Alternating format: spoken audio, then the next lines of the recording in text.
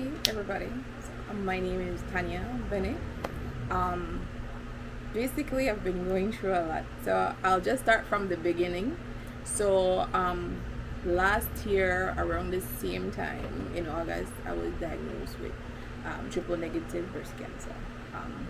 Um, what that means is that the it doesn't develop by hormones. You have two different type of breast cancer because people think that with breast cancer it's just breast cancer, but no. There's two different types. Either HR positive, which means it's driven by hormones, or triple negative, which means that it just grew there, like your body just created it, right? So I have that one, the triple negative, which is the most aggressive one because doctors don't really know how to treat that one. The basic, Wow. all they do basically for you is give you chemo to let it just see if it will shrink, and then try to do surgery, right?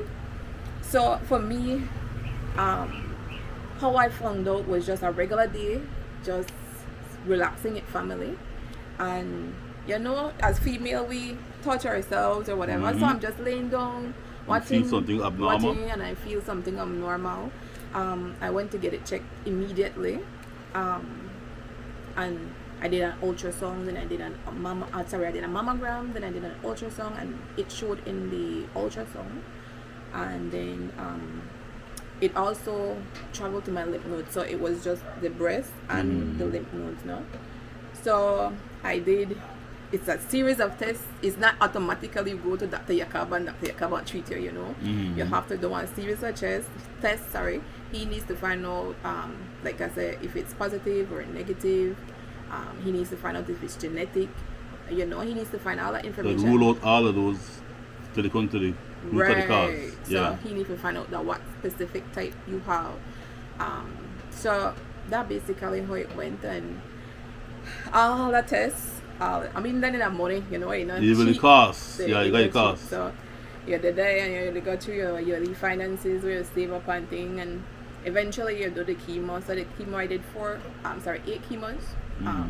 4 of a lesser stronger one. Like he mixed the medication so it worked. He knows best. He knows what he's doing.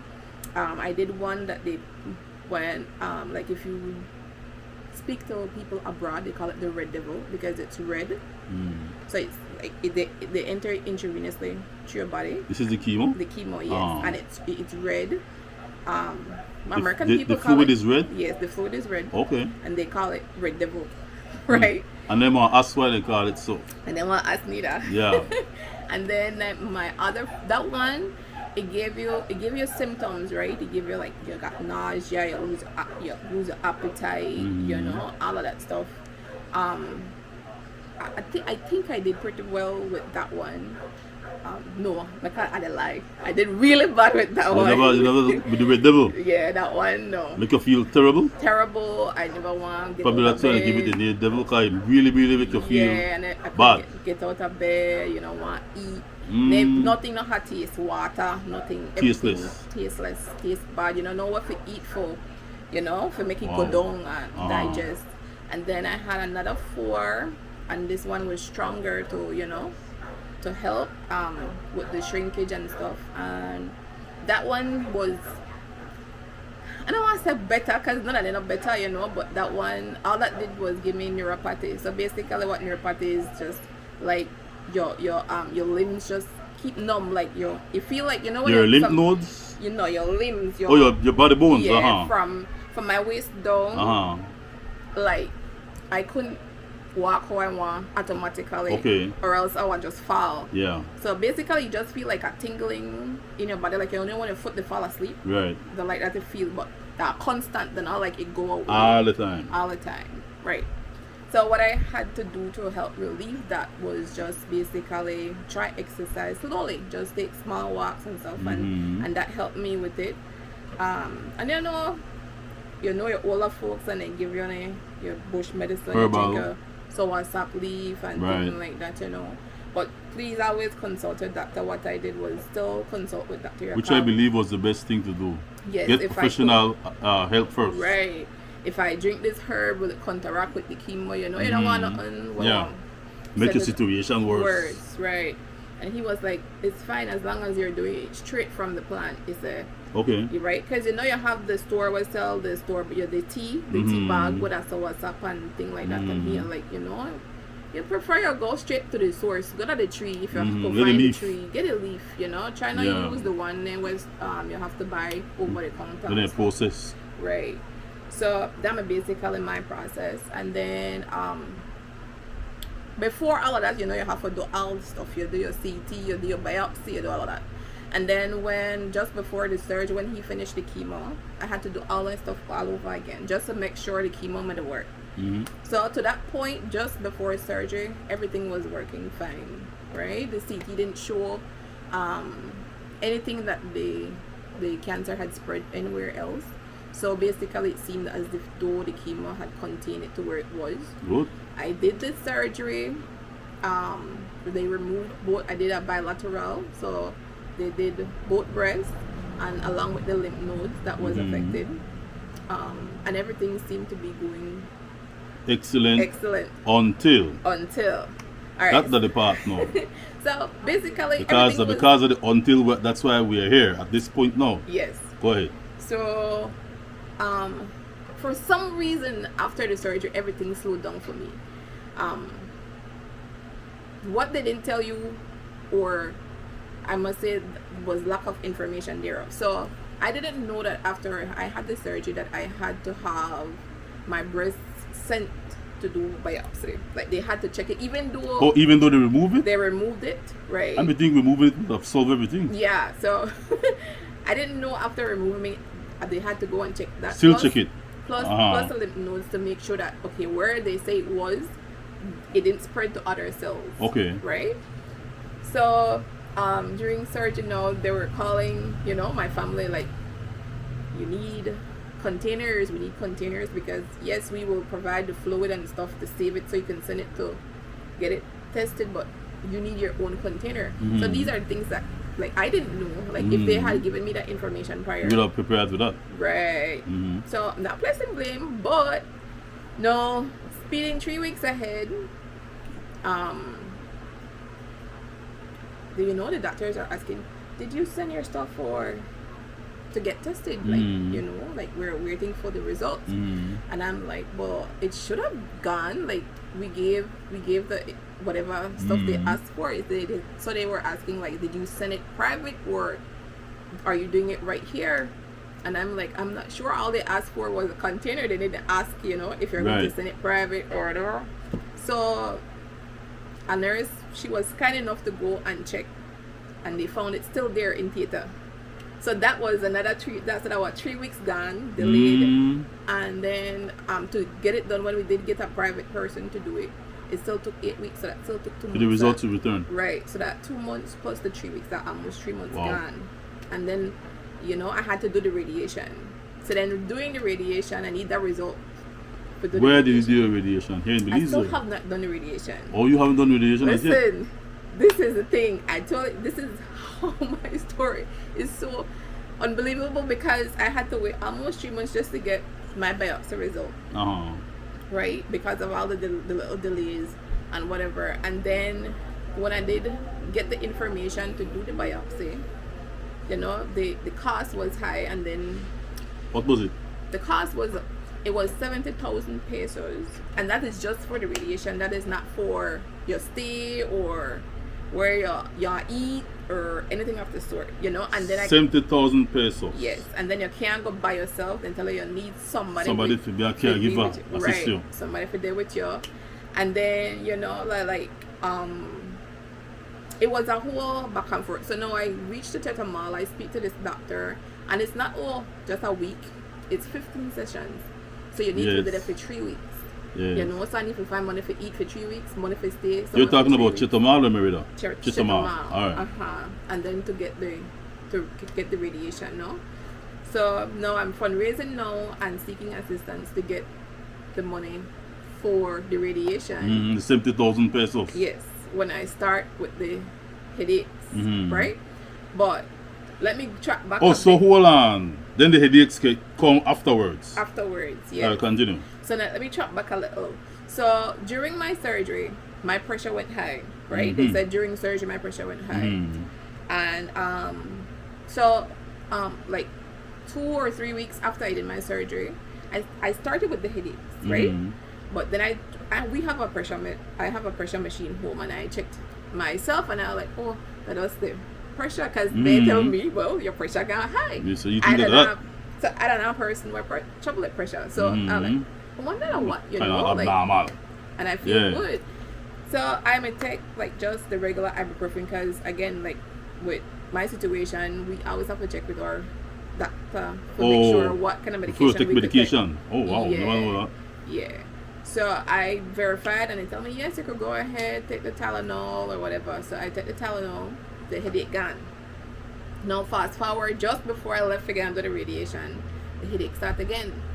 But I am a person who always had migraines. So I said, I wonder, you know, like how maybe the chemo to come out of my body. Trigger off the migraines. It triggered the migraines. Right. So I just take the Tylenol.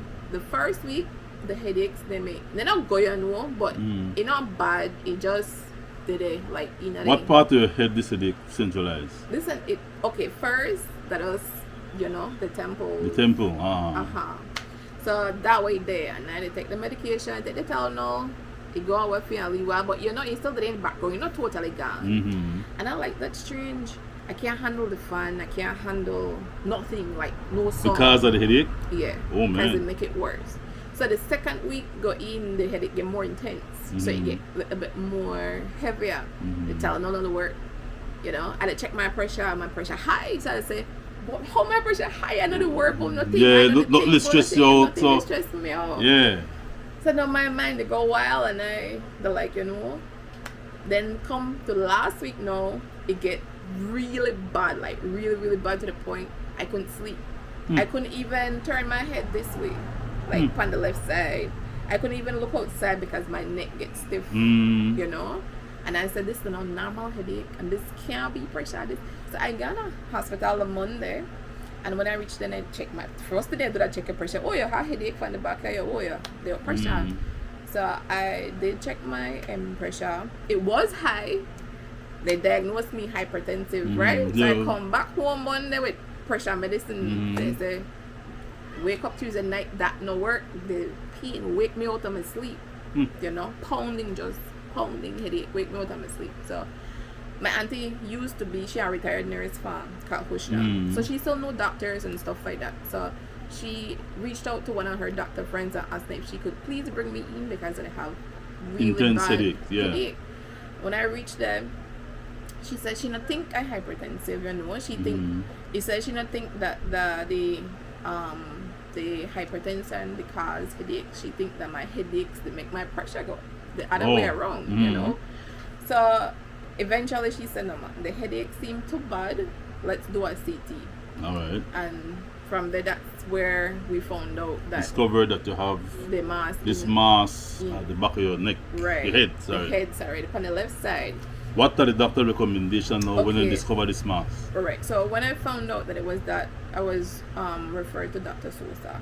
And his recommendation? Went to Dr. Sosa, and he said his best recommendation is surgery, immediate surgery. So in my mind, I'm like, to remove this mass, immediate surgery. Immediate surgery. So I basically asked him how much time I have. He was like, you need for me to do it for yesterday. That's his words. That means urgent. It's urgent, yes, because eventually he stated that it will affect my ability to move and my speech, no, because it's on the left side of my brain.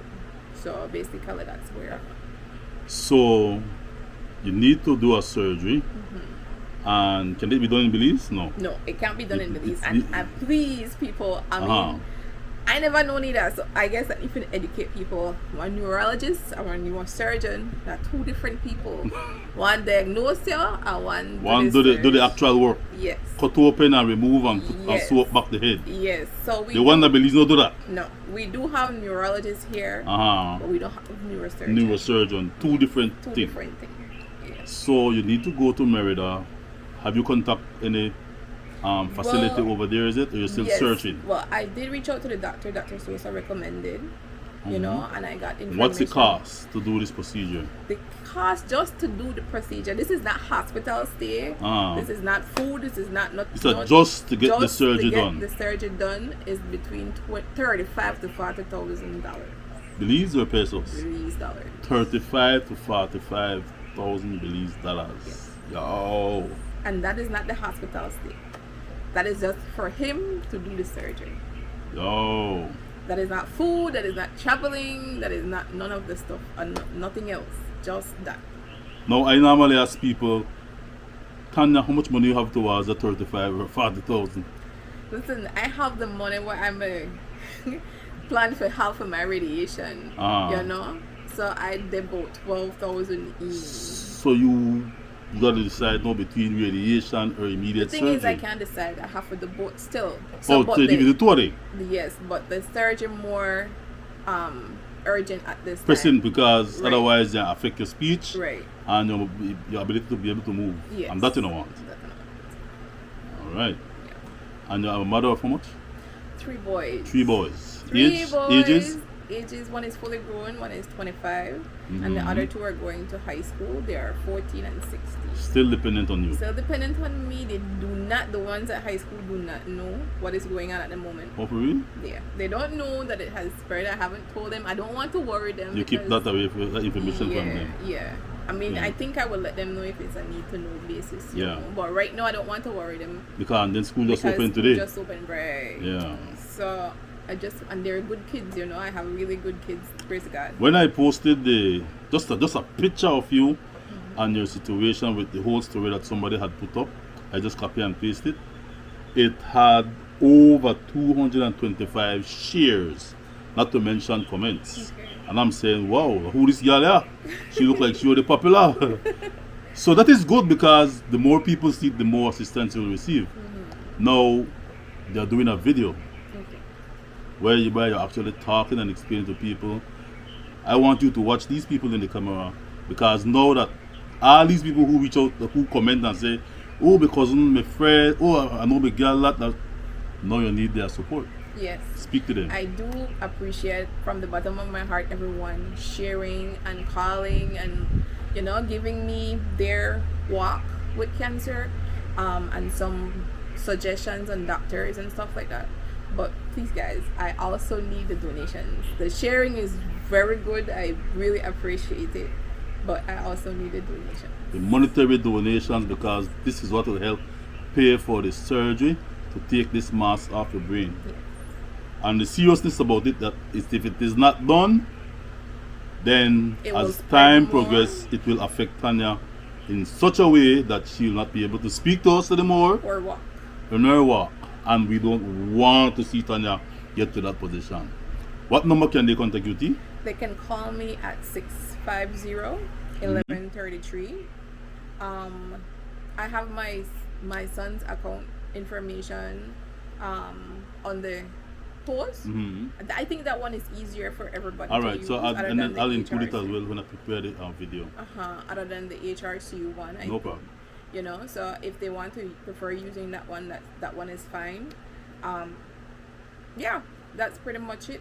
I'm also having a boil up sale on the 12th of September. Okay. Please support the boil up sale, guys. Yes. Where will it be? Right here? It will be right here at my address. Okay. The only thing is I won't have personal delivery, so you will need to come and pick up, or send your runman to come and get it now. Final comments. Just want to thank everyone for their support. Call, text, you know. I know a lot of people from, you know, but I didn't know that I knew so much people. Yes. And I really do appreciate you guys reaching out with your words and your prayers. Everything counts at this time. Phone number one more time. 650-1133. We gone. Guys, and thanks in advance for your support. Belizeans in the States, England, Canada, you can support. Alright, just call Miss Tanya, the number provided, or you can contact me. Whatever you send, we will deliver with a video update. Alright, we gone.